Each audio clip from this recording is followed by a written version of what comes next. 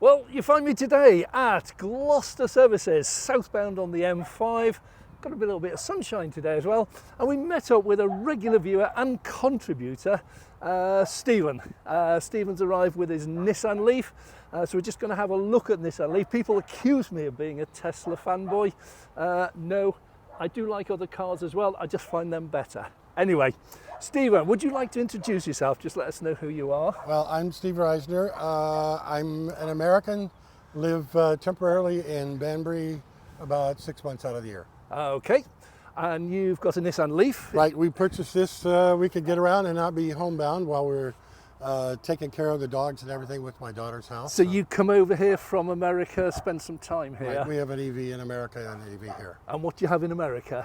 Ioniq 6 Hyundai December, love it today. Okay, and you got a Nissan Leaf here? Yes, we do. Okay, and the reason for the Nissan?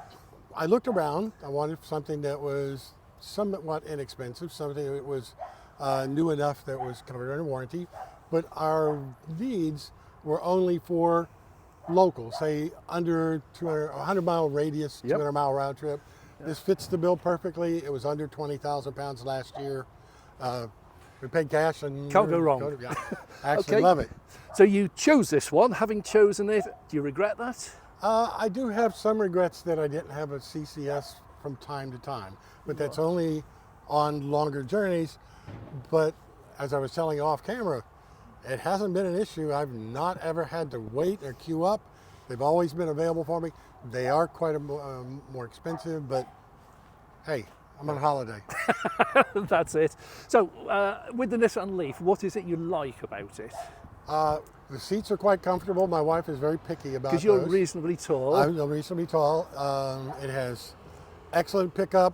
I get 3.7 to 4.2 kilowatt hours. We charge at home. We have solar panels, battery, and cheap off. So you're with Octopus, I think, are you? We're with Octopus, right. And we have a home charger, so it fits the bill. Do you find you plug it in every day or every so often? Just when I need to, and right. I never go over 80%.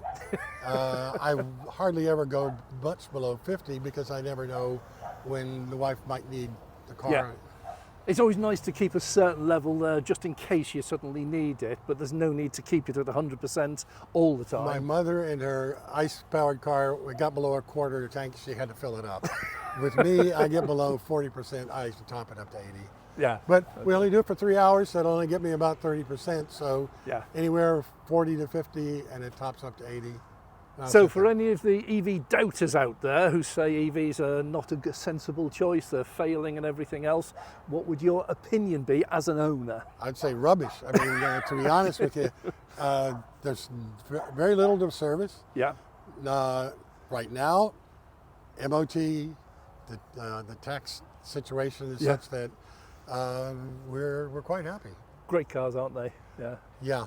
I know here at Gloucester, and we have, we'll show you in a minute, we've got some Swarco units over there which are CCS only, and in the background there's a brand new Tesla supercharger going in with the V4s, and those obviously are also CCS too. So Steve, that leave me out in the lurch. That gives you an issue, but minor one. Do you have any problems ever finding a CHAdeMO charger for this? So far I have not. Right. I will have to plan. Yeah. Like you've said before in your videos, hey, plan it out before you go. Yeah. I'm an ex-fighter pilot, so I'm used to flight planning to death. Yeah, we used to plan everything, contingency 1, contingency 2, everything. I know where I'm going and when, and I've taken some trips in the last month or so out to Dover and back. Yes, I had to charge using GridServe or InstaVolt, and yes, they were 79 to 82 pence per kilowatt hour. I'm on holiday, the heck with it. Well, I must admit, I treat paying for them, because I'll come out and I'll charge at the Swarco, and they're here about 62, 64p, and it hurts when I can charge there when they're open. And we're just showing Steve earlier on, I did a top up this morning, 22 pence a kilowatt hour. That's just standard off-peak rate, right. 22p. So when these are up and running, these will be 22, 30p off-peak and up in the 40 or 50p peak.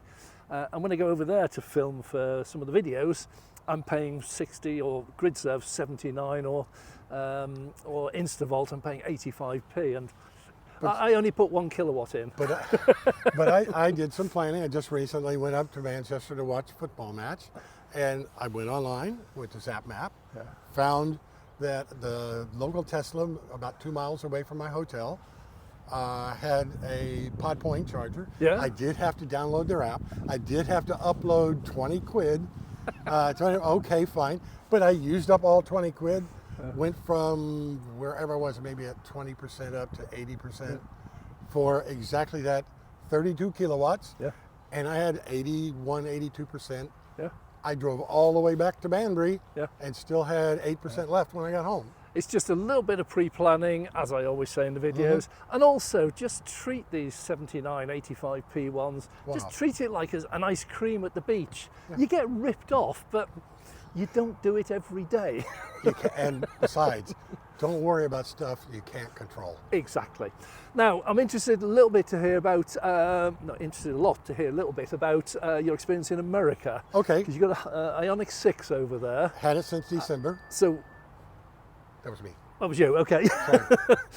So why an Ioniq 6?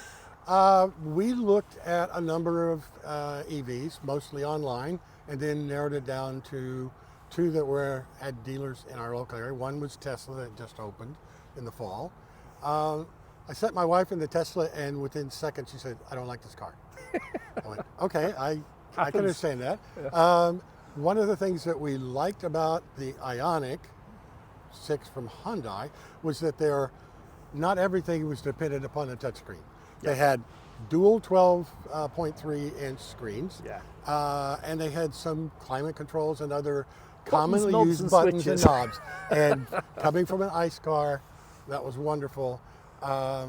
Tesla, bit of a step. It was a step too far. Yeah. I mean, we just didn't like it. Didn't feel comfortable. We felt much lower, and the seats in the Hyundai, she fell in love with it the instant she got into it. And she was resistant to EV because we had come from originally a Prius in the early 90s and then stepped up to a Toyota RAV4 hybrid.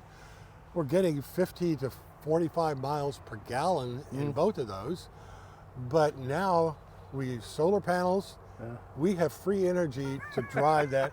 And my wife said she loves going by the petrol station and saying, "The heck with you, I don't have to stop."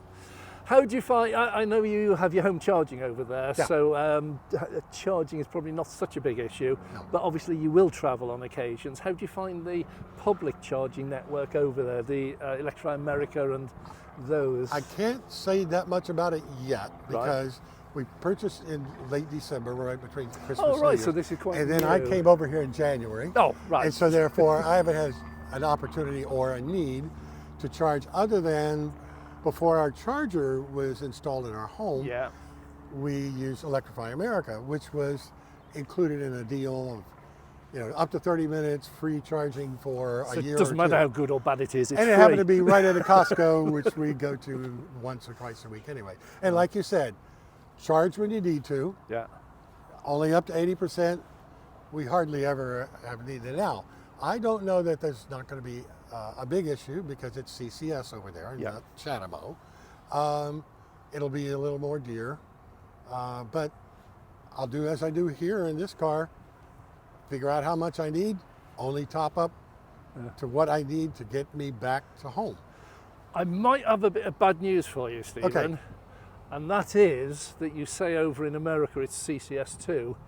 It isn't anymore. It's gone to the NACS. Well, it's possible that the CCS chargers and infrastructure over there will become like Chademo is here, because everyone now, Ford and General Motors, everyone, they're switching to the NACS. Let me throw another turd ball right back at you. And that is that all of these, Ford and GM are leading the pack, but Hyundai and others, they're adopting the NACS standard, and they're producing adapters that they will sell to us for probably a couple $100, which is what I've got. And it'll be an adapter that will convert Now the only CCS2 to NACS. NACS. Yeah, let me just, just for the viewers, I've got the opposite problem. My car has a one of those sockets on it, which is one of the original Tesla ones, equivalent to the NACS, and it's a little bit bigger in this country. Sure. And if I want to use the CCS2, I do need the CCS2 adapter. And so what's going to happen over there is the new Hyundais and cars will come out, I think from this year, later this year. Late this year. They'll have the NACS on them. Yes. And you'll need the reverse of this, the NACS to a CCS2, to be able to use the existing network. The adapters are supposed to be available from springtime of next year, available for older. Yeah. And so all of the chargers going in over there, the Tesla chargers, they'll be NACS anyhow. So there's, and it's not that many cars in America. America's a little bit behind catching on with EVs. So the number with CCS2. And you're telling me there's something new? So I'd imagine the bulk of the cars over there are Tesla anyhow. EVs, yes. Yeah, EVs, sorry. And the CCS2 EVs are relatively small number. They this year will be changing over to NACS, so they're going to end up with a CCS2, which is a little bit like your Chademo here. So, but I don't think that's going to be an issue for me with the adapters that they're going to do. Yeah, this one has an adapter that's supposedly available. It hasn't. It's a third party. It's not totally 100% supported for all things, but it's very expensive. We're talking £1,000.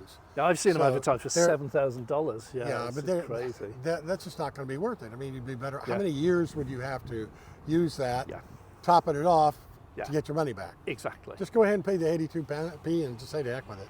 That's it, yeah. So anyway, that's going to be it for now. Thank you very much, Stephen, for coming on and being on camera. Oh, yeah. I would like everyone to see that these are a viable alternative. Yep. They are an older model, however, they're still very viable today. They're a good car. They have a lot of advantages, a lot of space for the size and the money. So thanks very much for your time, Stephen, and nice to meet you see you up online. Bye.